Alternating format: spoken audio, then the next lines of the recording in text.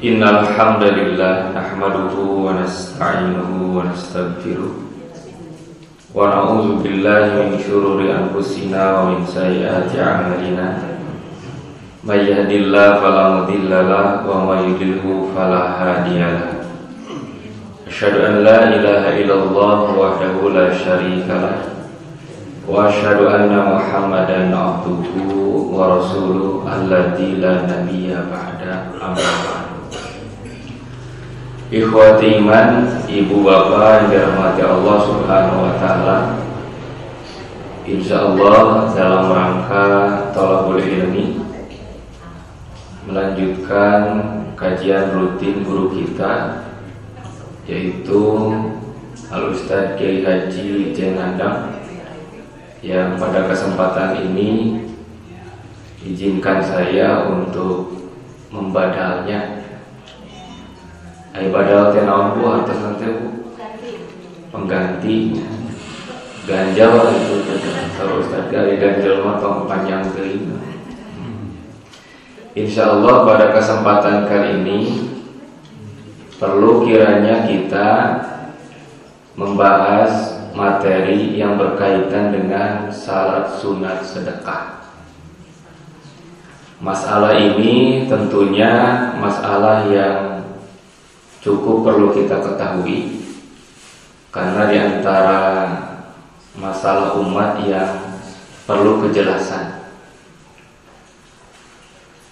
Di antara rujukan yang menjadi pijakan berkaitan dengan masalah ini sudah ditulis oleh Kiai Haji Wawan Sofwan Solehudin. Itu di dalam bukunya tentang Sholat sunat dan permasalahannya, telaah kritis terhadap hadis-hadis. Buku beliau itu kan banyak yang begitu. Kemudian ada juga tulisan di websitenya Al-Ustadz Nasruddin Syarif, yaitu website At-Taubah.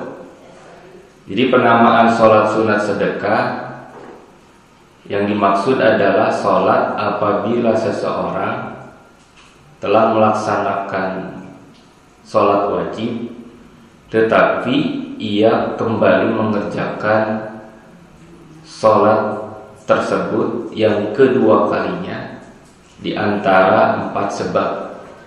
Yang pertama, dia mengulang sholat wajibnya karena menemani orang yang sholat munfarid agar menjadi sholat berjamaah. Hukumnya sebagai sedekah sholat. Yang 5 waktu hukumnya wajib kan ya. Nah kalau diulang dibolehkan, sebab yang pertama kita ingin menemani orang yang sholat munfarid menjadi berjamaah. Yang kedua, bertugas mengimami jamaah atau suatu kaum yang di tempat tersebut tidak ada seorang imam yang mampu memimpin.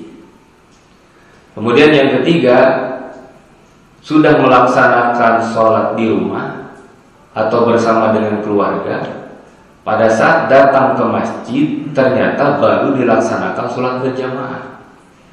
Maka di rumah sudah sholat wajib, boleh kita mengikuti sholat berjamaah yang dilaksanakan yang kedua di masjid.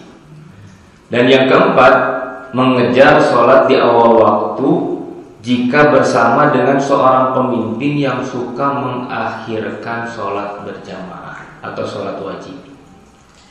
Nah, ikhwati iman rahimahumullah, tentunya sebab-sebab ini disampaikan dan ditentukan berdasarkan riwayat-riwayat yang sahih.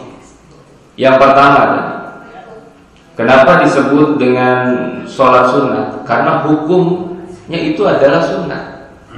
Sebagaimana kita ketahui, kaidah sunat itu adalah mendapatkan pahala apabila dikerjakan, tidak berdosa apabila ditinggalkan. Yusabu ala fi'lihi, diberi pahala apabila dikerjakan, wala yu'aqabu ala tarki, dan tidak berdosa apabila kita tinggalkan. Kemudian dari mana kalimat sedekah? Nah ini riwayat dari sahabat Abu Sa'id Al-Khudri. Ini ada di dalam kitab Musnad Imam Ahmad. An Abi Sa'id Al-Khudri, dari sahabat Abu Sa'id Al-Khudri, qala, dia berkata, shalla Rasulullah sallallahu alaihi wasallam bi ashabihi dzuhra. Rasulullah sallallahu alaihi wasallam melaksanakan sholat zuhur bersama dengan para sahabatnya. Ini sholat berjamaah. Pasti kalau ada Nabi, maka Nabi yang menjadi imam dan para sahabat yang menjadi makmum. Qala, kemudian Abu Sa'id berkata, pada rajulun min ashabihi, kemudian setelah itu ada sahabat yang menyusul setelah sholat berjamaahnya ini beres. Menyusulnya ini bukan menyusul masbuk sholat, ikhwati iman, ibu-ibu, tapi menyusul terlambat melaksanakan sholat berjamaah. Faqala lahu Nabi sallallahu alaihi wasallam, kemudian Nabi sallallahu alaihi wasallam berkata kepadanya, ma habasaka ya fulan an sholat. Apa yang menyebabkan dirimu wahai fulan terhalangi melaksanakan sholat berjamaah ini? Maka dari itu, ini sesuatu yang dibolehkan. Apabila ada jemaah kita yang biasa melaksanakan sholat berjamaah di waktu sholat tertentu, kemudian dia tidak ada, boleh kita menanyakan, kemana wae atau karak jol, namun bahasa orang makan itu jawabnya. Kemudian dia menjawab, pada kalau sayan iktalla bihi. Dia menjawab bahwasannya ia memiliki alasan yang tidak disebutkan, memiliki sesuatu alasan. Faqama, kemudian dia berdiri, yusolli, kemudian dia sholat. Faqala Rasulullah SAW, kemudian Rasulullah SAW bersabda, ala rajulun yatasaddaqu ala hada fayusolli ya ma'ahu. Nah, ini kalimat sholat sedekahnya itu di sini. Ketahuilah barang siapa yang ingin bersedekah kepada orang ini, itu kan ya, dia sudah berdiri, kemudian dia sudah sholat. Kemudian kata Nabi, ketahuilah barang siapa yang ingin bersedekah kepada orang ini, fayusolli ya ma'ahu, maka hendaklah dia ikut sholat bersamanya. Jadi asalnya dia sholat munfarid sendiri, kemudian karena ada yang menjadi makmum, maka hukumnya berubah menjadi sholat berjamaah. Kata Abu Sa'id, faqama rajulun minal qaumi fasalla ma'ahu, kemudian ada seorang sahabat dari Rasulullah SAW yang berdiri sholat bersamanya. Nah, jadi kuwatu iman rahimahullah, sholat sedekah yang hukumnya sunat yang pertama, sebabnya apabila kita ingin menemani sahabat kita yang dalam keadaan melaksanakan sholat wajib itu munfarid, kemudian ditemani berubah sholatnya menjadi sholat berjamaah, maka bagi dia mendapatkan dua pahala. Pahala yang pertama melaksanakan sholat 5 waktu yang hukumnya wajib, yang kedua mendapatkan pahala sholat 5 waktu yang hukumnya sunat. Dan ini bisa dipraktekkan di antara kita. Si bapak-bapak di dia ngarariung kan, atau sholat maghrib gitu, jol kayak ayat jamaah anu kasihan, taros heula kamana geuning kaberangan saat berjamaah. Tadi burang diajak nyeblak jeung ibu-ibu cuma nyebutkeun KWC heula berarti upami kitu malilanya. Jadi waktu milu sholat berjamaah, tah bapak-bapak upami ngariung aya 5 teh cik atuh salah sahiji. Tadi esok bareng jeung saya bisa rek anu sedekah salat. Sedekah duit gara rese saya tahu. Jadi sedekah duit gara rese atau sedekah sholat atau dirinya. Boleh siapa di antara mereka yang menjadi imam diperbolehkan. Karena kata Rasulullah SAW, wa inna sholat rajulu ma'ahu rajuli azka min sholatihi wahdah. Salat seseorang bersama yang lainnya lebih baik daripada sholat sendirian. Wa sholatuhu ma'rajulaini azka min sholatihi. Sholat seorang dua laki-laki itu lebih baik daripada sholat 1 orang. Sholat 2 orang, sholat 3 orang itu lebih baik daripada Sholat 2 orang. Wa makathura fahuwa ahabba ilallahi ta'ala. Semakin banyak jamaah yang mengikuti, maka kata Rasulullah SAW, ahabbu ilallahi ta'ala, itu semakin membuat Allah Subhanahu wa ta'ala itu suka kepadanya. Maka ini alasan sholat sunat sedekah itu dari sini. Ketika seseorang memang biasa melaksanakan sholat berjamaah, maka dari itu ini sesuatu yang memang perlu diketahui.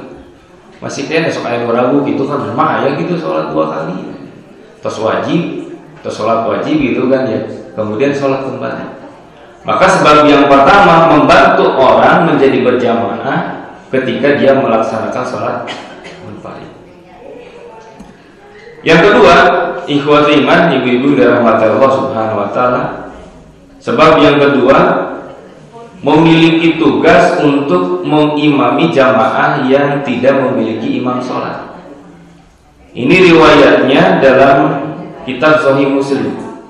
An Jabir bin Abdullah, dari sahabat Jabir bin Abdullah, ana Mu'adz bin Jabalin, sesungguhnya Mu'adz bin Jabal kana yusolli ma'a Rasulillah sallallahu alaihi wasallam isa'al akhir, melaksanakan sholat berjamaah isya di waktu akhir. Berjamaah Mu'adz bersama dengan Rasulullah SAW di waktu akhir. Karena memang sholat isya itu ada 2 keutamaan waktu, ibu bapak. Bisa di awal, bisa di akhir. Kalau tidak memberatkan bagi kita, dianjurkan oleh Nabi sholat isya itu diakhirkan, di akhir waktu.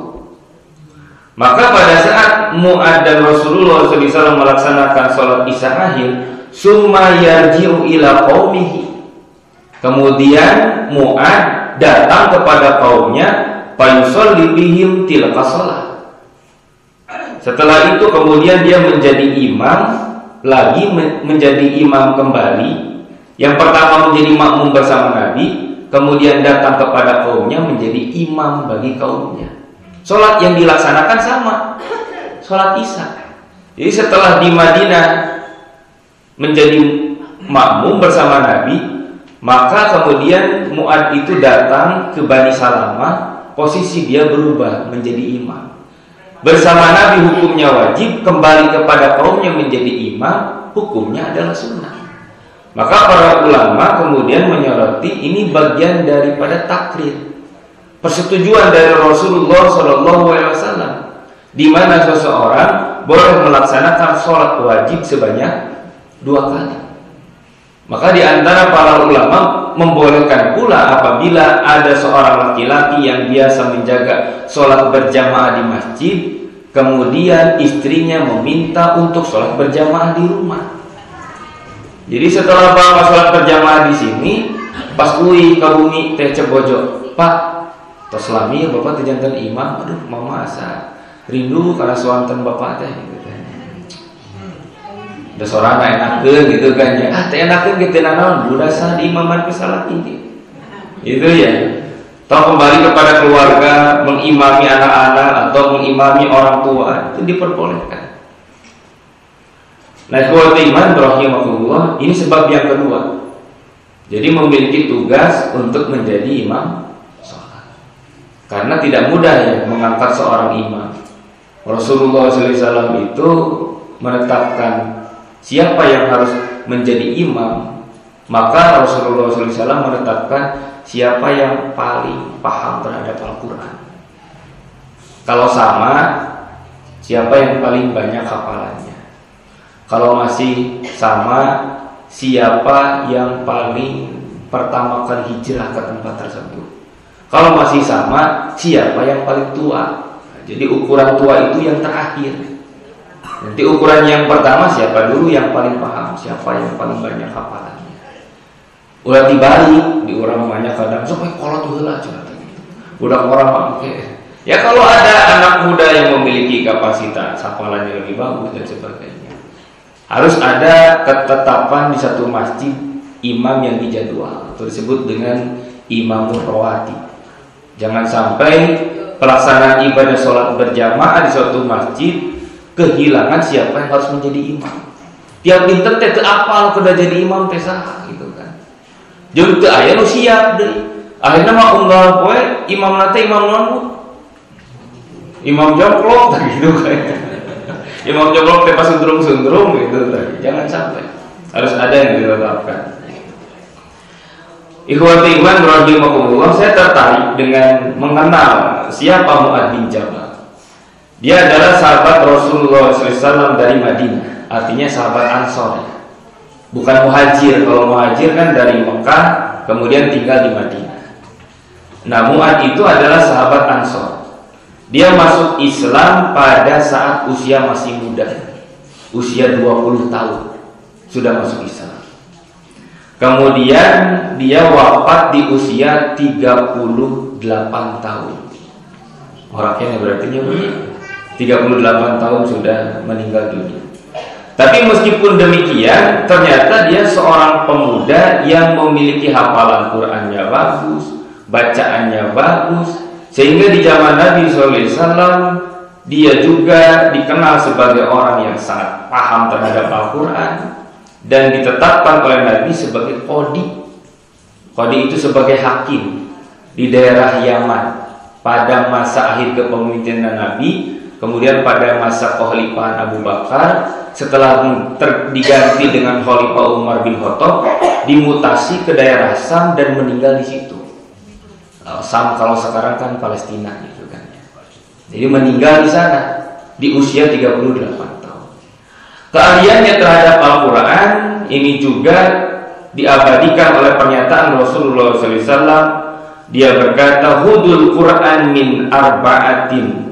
Kata Nabi, ambillah Al-Quran ini dari 4 orang. Yang pertama Abdullah ibnu Mas'ud.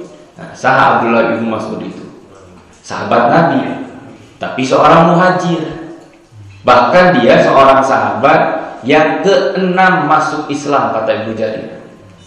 Dia sendiri yang sampai menyatakan bangga walaupun pada saat Islam di awal masih lemah, tapi hanya ada 6 orang muslim yang menerima Islam, termasuk dia yang ke-6. Profesinya sebagai Ro'iyatul Ghanam, tukang pengembala kambing. Dan bacaannya itu sangat bagus. Saking bagusnya dan saking suka membaca Quran, tidak hanya membaca Quran di hadapan kaum muslimin. Bahkan kata Abdullah bin Mas'ud, paling nikmat kalau membaca Quran ini di hadapan kafir Quraisy. Maka namun balik baca Quran teh ditenggelan deui. Ya cek Nabi teh atuh buat wawanian itu paling nikmat ya Rasulullah. Membaca Quran di depan orang-orang kafir musyrik. Kemudian yang kedua wasalim. Rujukan yang kedua kepada Salim. Salim itu hamba sahaya, Maula Hudzaifah. Ada majikannya bernama Hudzaifah. Jadi Quran itu diambil dari orang-orang yang mustad'afin, orang-orang yang lemah. Kemudian Mu'adz bin Jabal, kemudian Ubay bin Ka'ab. Nah, ini 4 orang. Kadar itu ikhwatul iman rahimahullah, kedudukan Mu'adz itu luar biasa.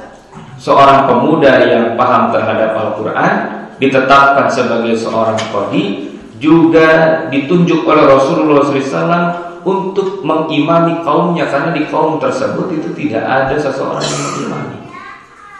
Tapi sekalipun demikian, karena semangat seorang pemuda, ada riwayat di dalam Sahih Muslim, dan saya juga baca beberapa syarahnya, seperti yang dijelaskan oleh Imam An-Nawawi di dalam kitabnya Tuhfatul Ahwadi, itu syarah Sahih Muslim. Ada satu fitnah yang dilakukan oleh Mu'adz bin Jabal ketika menjadi seorang imam. Fitnahnya naon? Palamun imaman ku budak ngora. Panjang teuing maca. Ini riwayatnya. Karena Mu'adz yusolli ma'an Nabi, Mu'adz melaksanakan sholat bersama Nabi. Summa ya'ti fa ya'ummu qaumahu fa shalla lailatan ma'an Nabi. Mu'adz biasa sholat bersama Nabi, kemudian pulang dan mengimami kaumnya. Pada suatu malam ia pernah sholat Isya bersama Nabi. Summa ata qaumuhu fa ammahum faftataha bi suratil Baqarah. Kemudian pada saat itu dia menjadi imam bersama dengan kaumnya membaca rakaat pertama yaitu surat Al-Baqarah. Geus teh salat jeung Nabi teh di akhir Isya, pas balik ka kaumna jadi imam maca surat Al-Baqarah. Sabaraha lembar Bu surat Al-Baqarah? Kalau pakai mushaf Utsmani itu 25 lembar. Hitungannya 2,5 juz. Al-Baqarah mah dibagi 2 rakaat ge anggar panjang.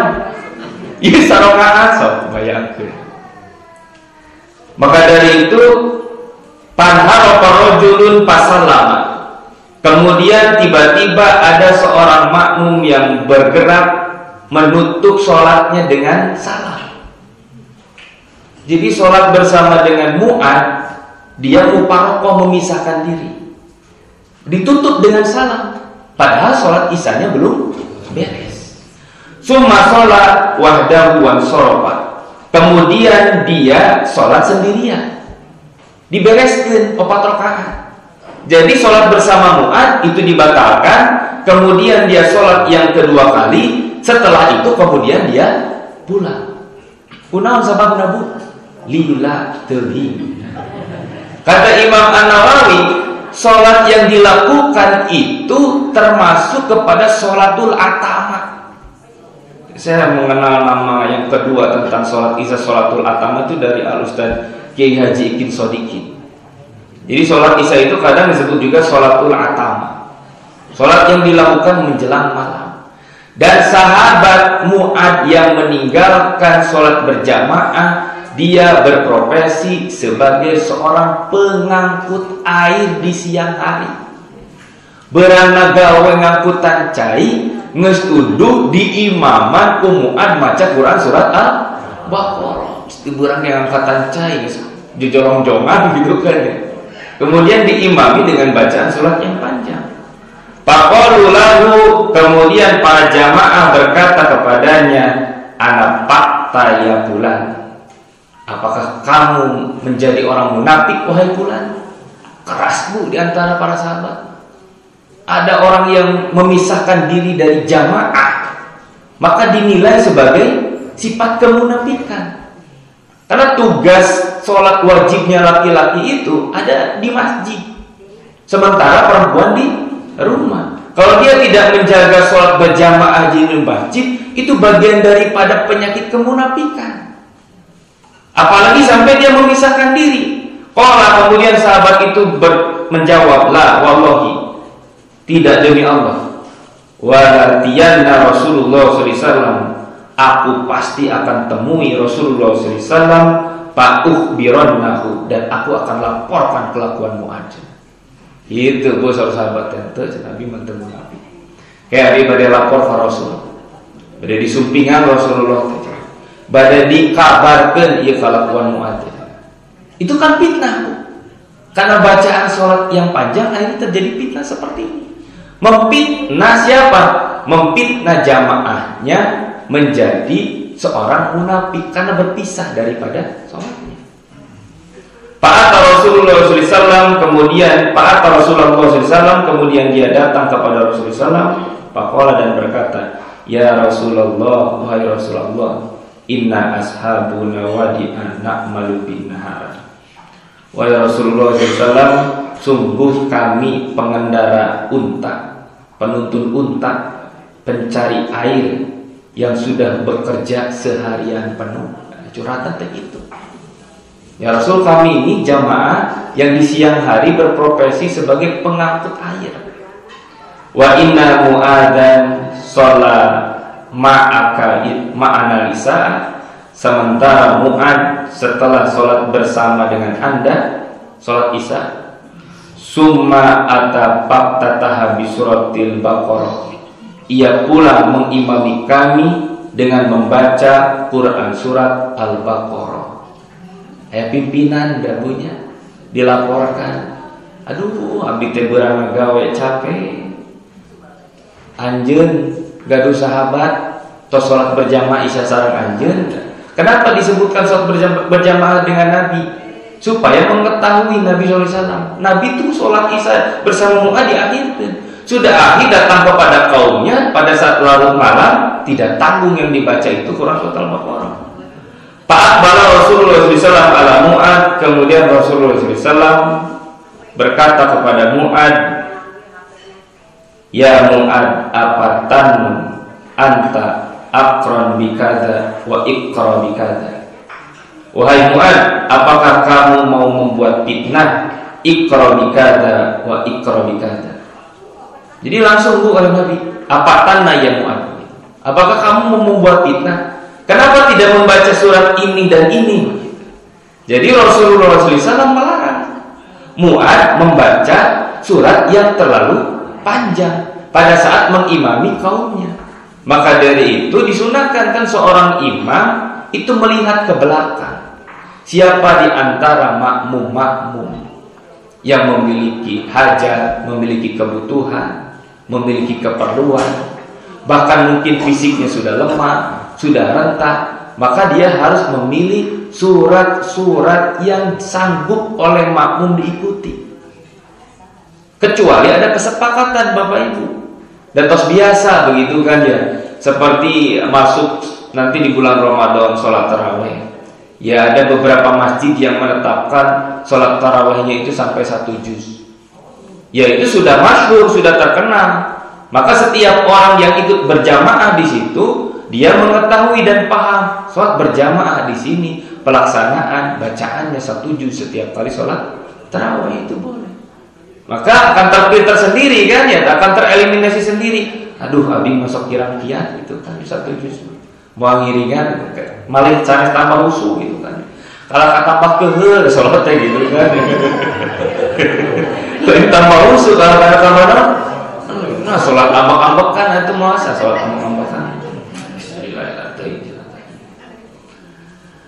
Maka ikhwati iman rahimahullah, ketika Nabi SAW mengatakan iqra kadza wa kadza, bacalah surat ini dan ini, kita lanjutkan.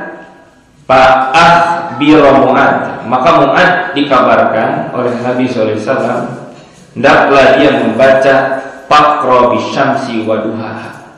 Maksudnya adalah hendaklah dia membaca Quran surat As-Samsi. Kata Nabi, kunaon teu maca bisyamsi wa duhaha, wasabbih isma rabbikal a'la, waqra bismi rabbikal ladzi khalaq, wal laili idza yaghsha. Nah, ini surat-surat yang dipilih oleh Nabi. Surat As-Samsi, Quran surat Al-A'la, Quran surat Al-Ala, Quran surat Al-Layl.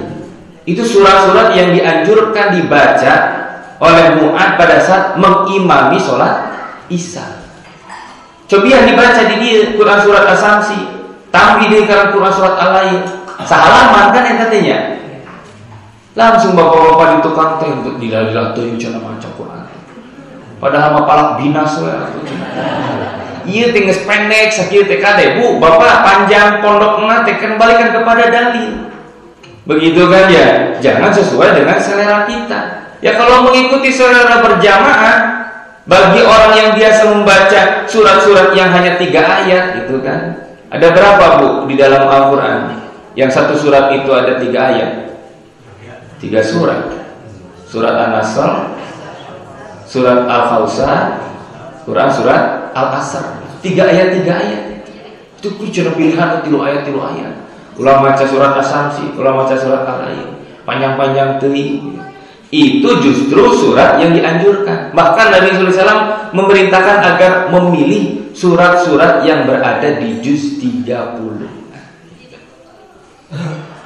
Nah, kuat iman rahimahumullah, itulah diantara peristiwa yang termasuk kepada fitnah yang terjadi pada seorang imam apabila dia tidak pandai memilih surat yang dibaca. Ketika terlalu panjang, maka fitnah yang terjadi adalah tuduhan kepada seorang makmum, dia dianggap sebagai seorang yang munafik. Maka dari itu, diantara catatan dari Al-Ustaz Nasruddin Sarif, boleh kita memisahkan diri dari jamaah apabila kita memiliki udzur syar'i. Udzur syar'i itu keberatan yang dibolehkan oleh syariat. Perbandingannya harus jelas. Cobian upami sholat di masjid PJGBA hiji di dia. Pernah teu aya imam nu maca surat Al-Baqarah sarakaat? Teu aya kan ulun apaleun pamana. Kayak tenang sholat di GBA mah Pak, moal panjang-panjang dan tak apa lagu panjang. Gitu kan ya.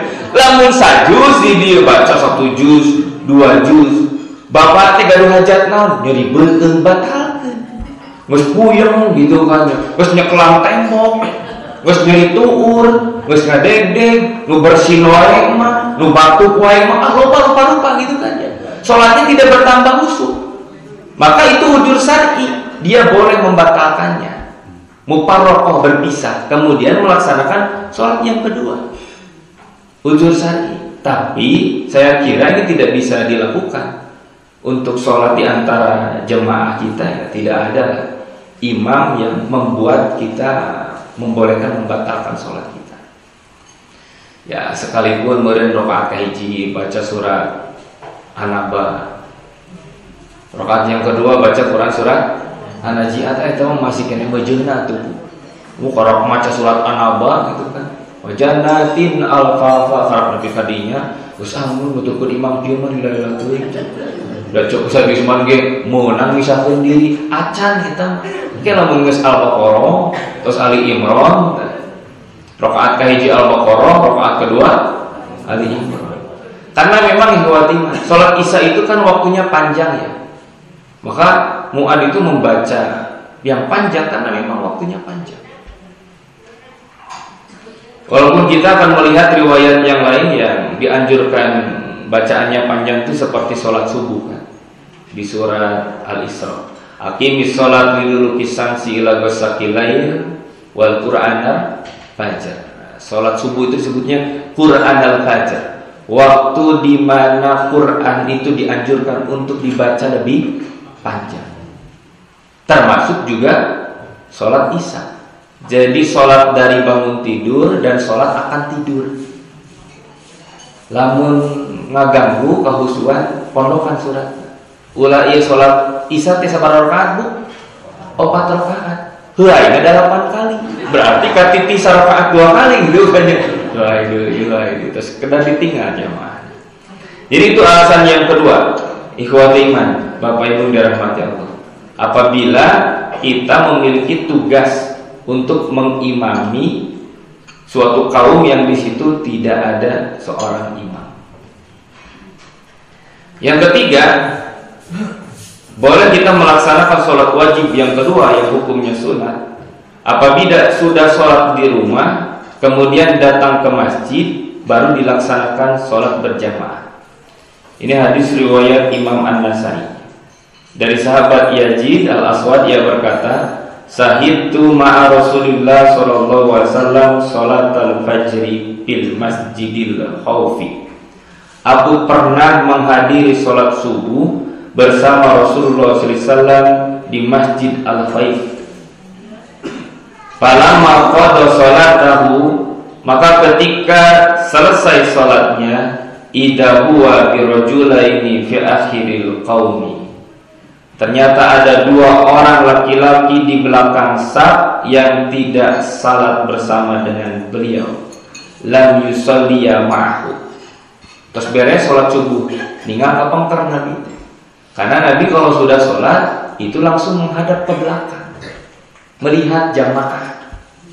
Itu teh sunnah Nabi. Aqbala ilal makmum, menghadap kepada makmum, memperhatikan jamaah. Ditinggal dipengker ayat 2 pamengger tengiringan salat. Qala alayya bihima fa utiya bihima. Kemudian Nabi sallallahu alaihi wasallam berkata, bawalah 2 orang laki-laki tersebut kepadaku. Dibawa kedua laki-laki itu oleh para sahabat ke hadapan Nabi. Tara'adu paro isuhuma. Jadi di kalimat tersuluma itu artinya dihadapkan. Mana aku ma'antu soliya ma'ana. Langsung pun Nabi ditaruh. Apa yang menghalangimu tidak mengikuti sholat berjamaah bersama dengan kami? Luas eta teh sahabat teh. Duduk di gerowan pun Nabi kan wana. Qala, maka keduanya berkata, ya Rasulullah, inna qad shalaina fi rihalina.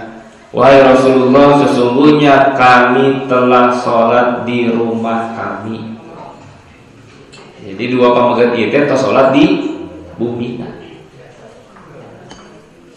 Kemudian kata Nabi, palatak al ida sholaitu ma fi rihalikum summa ataitu mal masjid jami'atin fasolliya ma'ahum fa innaha lakum nafilatun.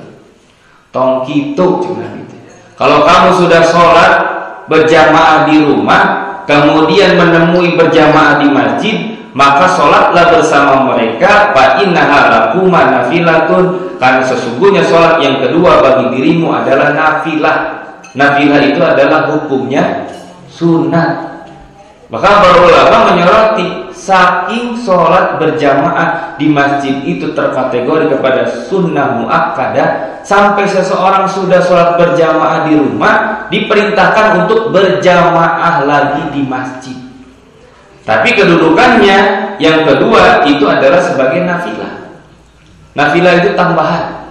Seperti tadi ya di Quran surat Al-Isra, dirikan sholat pada saat matahari tergelincir dan pada saat matahari tenggelam, artinya sholat siang, duhur, asar, maghrib, isya. Wal Quran al-fajr itu artinya sholat subuh. Setelah ayat itu kan ditambah wa minal laili fatahajjad bihi nafilatan laka. Dan pada sebagian malam kau laksanakan tahajud, itu sebagai ibadah tambahan, sebagai ibadah yang hukumnya adalah sunnah. Seperti dua sahabat ini diperintahkan untuk mengikuti sholat berjamaah bersama dengan Nabi SAW. Kemudian selain daripada sholat di rumah, apabila sudah sholat bersama dengan keluarga, pada saat datang ke masjid ada sholat berjamaah, Nabi pun sama, memerintahkan agar orang tersebut mengikuti sholat berjamaah di masjid. Ini dalam riwayat Imam An-Nasai, dalam riwayat Imam Ahmad juga ada.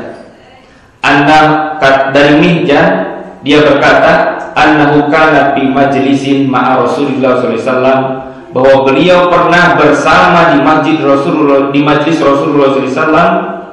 Fa'adhan Nabi sholat, kemudian dikumandangkan adzan untuk sholat. Faqama Rasulullah SAW, kemudian Rasulullah SAW berdiri menjadi imam. Summa roja'a wa mihjanun fi majlisi.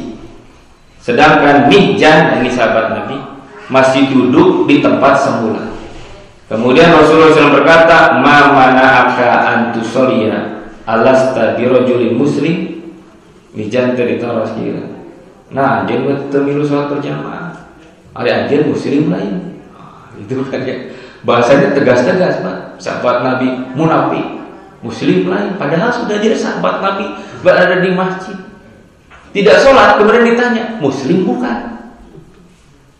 Karena kalau kita melihat riwayat yang lain tentang perbedaan muslim dan tidak, itu bisa dilihat dari sholatnya. Kumah riwayat katanya, saya lupa lagi. Al-farqu bainal mu'min wal muslim tarkus sholat. Yang membedakan antara al-farqu bainal kafir wal muslim, perbedaan antara kafir dan muslim itu, perhatikan dia meninggalkan sholat atau tidak. Kalau dia meninggalkan sholat, maka cukup dia termasuk kepada orang yang kufur, termasuk orang yang kafir. Tapi kafirnya tidak sampai pada kafir i'tiqadi, tidak sampai kafir akidah, kafir yang berat. Tapi baru sampai tahap kafir amali. Perbuatan meninggalkan sholatnya itu termasuk kepada bagian daripada kekufuran. Maka Nabi SAW berkata begitu. Kemudian Mihjan berjawab, bala walakinni kuntu qad sallaitu bi ahli. Ya, atau abdi teh muslim ya Rasul, tapi punten cenah atau sholat di bumi sareng keluarga. Faqala Rasulullah SAW, kemudian Rasul berkata, idza jikta fasolli ma'an nas wa in kunta qad shallaita. Apabila engkau datang, sholatlah bersama dengan orang-orang, walaupun engkau sudah melaksanakan sholat. Ngiring deui, berjamaah deui. Yang terakhir, sebab yang terakhir, boleh kita mengulang sholat wajib apabila mengejar sholat di awal waktu jika bersama dengan pemimpin yang suka mengakhirkan sholat. Ini hadis riwayat Imam Muslim. Dari Abu Dzar radhiyallahu anhu, ia berkata, Rasulullah SAW bersabda kepadanya, "Kaifa anta idza kanat alaika umara'u yu'akhiruna sholata an waqtiha aw yumituna sholata an waqtiha." Jadi Rasul bertanya kepada Abu Dzar, bagaimana pendapatmu jika engkau dipimpin oleh seorang penguasa yang suka mengakhirkan sholat dari waktunya atau meninggalkan sholat dari waktunya? Nabi SAW itu paling sering memperhatikan apabila di antara sahabat-sahabat Nabi bergaul dengan para pemimpin, bergaul dengan para penguasa. Dan termasuk perhatian Nabi kepada Abu Dzar pada saat beliau itu dipimpin oleh seorang penguasa yang terkenal sering mengakhirkan sholat, Rasul taros kumaha anjeun lamun sok sareng pemimpin yang suka mengakhirkan sholat. Faqultu, kemudian Abu Dzar berkata, "Pama ta'muruni?" Ya, saya menunggu apa yang kau perintahkan ya Rasulullah. Maka kata Rasul, "Sholli sholata li waqtiha." Lakukan sholat tepat pada waktunya. Ala waqtiha itu tepat pada waktunya. Fa'in adraktaha ma'ahu fasholli fa'innaha laka nafilatu. Apabila engkau menemui sholat bersama dengan pemimpinmu, maka ikutlah sholat kembali. Sesungguhnya ia dihitung bagimu sebagai sholat sunnah. Jadi tetap kerjakan sholat di awal waktu walaupun dalam keadaan munfarid. Maka pada saat pemimpin atau penguasa di antara kaum tersebut melaksanakan sholat berjamaah, maka diperintahkan Abu Dzar untuk melaksanakan sholat yang kedua. Nah, ikhwati iman rahimakumullah, itulah di antara riwayat-riwayat yang berkaitan dengan anjuran melaksanakan sholat sunat sedekah. Sholat yang kedua kali yang dilaksanakan oleh seseorang apabila memang ada sebab-sebab yang dibolehkan. Sebab yang pertama tadi menemani orang yang sholat munfarid agar berjamaah. Yang kedua bertugas mengimami jamaah yang tidak ada imam di tempat tersebut. Yang ketiga sudah sholat di rumah datang ke masjid kemudian ada sholat berjamaah. Dan yang keempat mengejar sholat di awal waktu jika bersama dengan pemimpin yang suka mengakhirkan sholat. Itu diantara perkara-perkara yang penting dan kita harus yakin melaksanakannya. Karena terkadang masih ada jemaah yang ragu-ragu tentang sedekah sholat. Kira bucunannya sholat sedekah kumaha dan gitu. Ini macam-macam seperti ini. Ya, tapi kemudian ada catatan, hal ini tidak boleh dilakukan secara dawam, terus menerus, hanya tentatif dan kondisional di waktu-waktu tertentu, tidak boleh dijadwalkan. Ini cenah bapak upami tos sholat subuh di bumi imaman, ke bumi imaman mamah deui. Engke tos duhur gitu deui, jadi unggal mah dua kali sholatna. Getol-getol teh tekeng maling gitu kan. Hanya tentatif untuk kejadian dan juga peristiwa tertentu saja. Tidak boleh dijawabkan. Baik ikhwati iman rahimahullah, ibu bapak dirahmati Allah, demikianlah yang saya sampaikan. Barangkali sebelum ditutup ada pertanyaan berkaitan dengan masalah ini, maka dipersilahkan.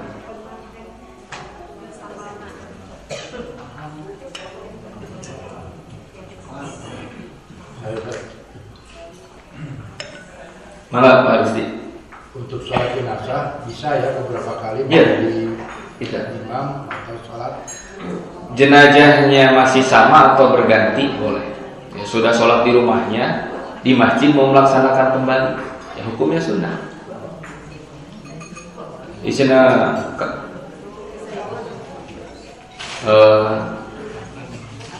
ayo ngantunkeun si bapak A, gitu kan ya. Terus sholat di dirinya, sholat jenazah. Ada yang lagi meninggal yang kedua kali. Pada saat diajak sholat untuk yang meninggal yang kedua, Bapak menjawab, lima atau sholat jenazah itu gitu aja. Ya boleh pada ke jenazah yang lain. 2 kali melaksanakan. Atau jenazahnya masih sama. Sudah sholat di rumah, kemudian juga sholat yang kedua. Maka Odin. Ini kalau suatu waktu kita berjamaah subuh di suatu tempat, kemudian di situ dilakukan apa biasa dengan ada kunut. Nah kita itu ketika kunut perilakunya seperti apa? Ya.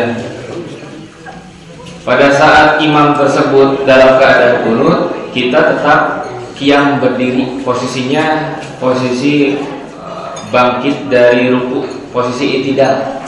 Tangannya merupai ke bawah, tidak disimpan di sini, tidak juga ikut mengangkat tangan. Maksud saya apakah ikut mengaminkan? Tidak. Kan tengiringan mungkin.